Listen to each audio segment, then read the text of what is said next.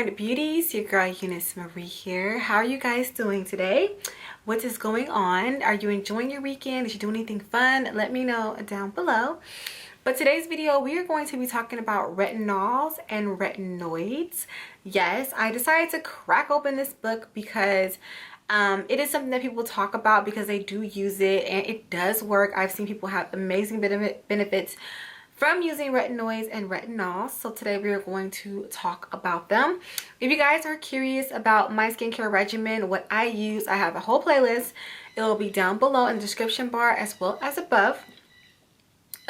You will find out that I don't use any retinols or retinoids in my skincare regimen, not yet. I feel like I'm not at a point where I need them yet, but there are people and certain times within your life that you will need a retinoid, and so we're going to talk about all that. I'm going to give you the differences between retinol and retinoids. They're the same, but we'll talk about all that, okay? If you're new to my channel, hello, my name is EuniyceMari and my channel is all about informative beauty, from skincare, hair care, makeup, DIY, all that fun stuff. If you're not subscribed to my channel, girl, what are you waiting for? Go ahead and click that subscribe button, thumbs up this video, and share your girl with the world. So first, let's get into what is or what are retinoids and retinols, okay? So a retinol is a type of retinoid, which is a form of vitamin A. So they're the same, okay? Retinol is found in serums, moisturizers, and more over-the-counter skincare products. It is a lower concentration of a retinoid. This is, for example, I believe it's Deferin. Deferin, you can find that in stores like CVS, etc., etc. It's an over-the-counter retinoid, and then retinoids are a stronger concentration, so those are prescribed by a dermatologist. So pretty much, retinols and retinoids are the same thing. They're a form of vitamin A, but depending on concentration, it can go either way. So retinols are found in serums, moisturizers, and over-the-counter, and retinoids are stronger, so they have to be prescribed by a dermatologist. Got it? Okay. The next thing is the benefits of a retinoid. What is the benefits? So you have where it regulates cell growth, it's anti-aging, it reduces fine lines and wrinkles, it increases collagen, improves skin tone, and neutralizes free radicals. So retinol is very great at regenerating the cells. That's why a lot of people use it. You know, they use it on their face and their skin looks amazing. Like, they look a lot smoother, they look a lot brighter, and that's because it turns that cell over and it really just refreshes the skin.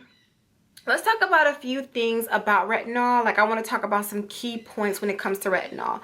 Retinol can thin out the skin. It can make your skin more sensitive, so there's some things you don't want to do, like waxing, of course. You want to use sunscreen because your skin is a lot thinner, it's more vulnerable. Also too, the reason why you use retinol is if you are suffering from like fine lines, if you're suffering from things that are aging, and I feel like retinol is better if you're later on down the road aging. Like, let's say you're like 40 to 50 and you're seeing some fine lines. I think retinol is best in those cases. I'm not saying that I guess when you're 20 you can't use it, but I really do feel like if you're taking care of your skin, you don't really have to use a retinol at 20. But you can definitely use like a lower concentration of it. I feel like you probably don't need a whole retinoid. A retinol will be great for like in a serum or in a moisturizer as a preventative method. But I feel like if you're overall pretty good with your skincare and you have good skin, like no wrinkles or anything, like by the time you're 35, you don't have to worry about using a retinoid or retinol usually until later on down the road, okay? Some other things is that you definitely want to check with a dermatologist before you start using their retinoid. You want to make sure that your skin is able to handle a retinoid because they can make your skin really red.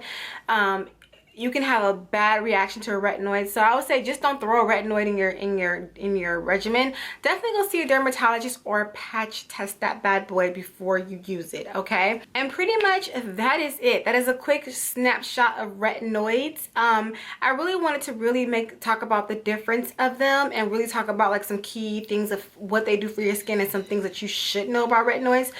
People do use them not knowing that you can't wax. Okay, they use them on their face, come in and get their eyebrows done, and then wonder why their skin is peeling off. All right.